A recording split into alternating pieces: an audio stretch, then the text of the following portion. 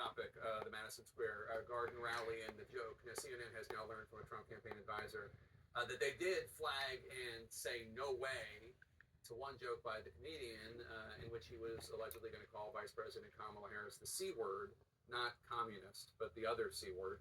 The campaign said it was, quote, in poor taste, and they nixed it from the set.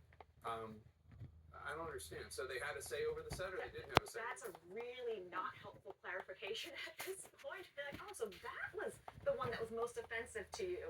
And by all the Puerto Rico jokes were okay? Right, and I guess the black jokes, we've all heard those. Those are stereotypical jokes from forever. That joke wasn't in the prompter, and it wasn't in. No. To be clear, they are saying that the offensive jokes were all ad-libbed or not in the prompter, but they are saying that they did nix once this you're one at joke. that point, you've kind of lost the there is that conversation, right?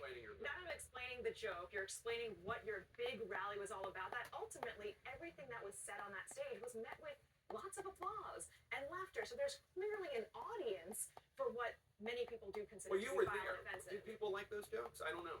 There were no gasps, but there were a few awkward pauses. Again, this was very early in the program, probably 3 or 4 hours before the president went on, right?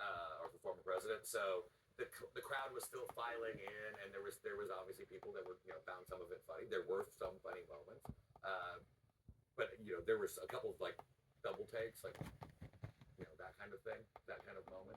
Again, it reminds me of a convention where, like, on both sides, every word that comes off of that podium is reviewed. You gotta make sure. I mean, and then, but this one was obviously ad-lib. Let me just say, I don't think that you would have laughed at those jokes. I'm sure you didn't laugh at the jokes. I'm sure your former boss, Vice President Mike Pence, would not have laughed at those jokes. But it's just not what you want in 8 days before. Again,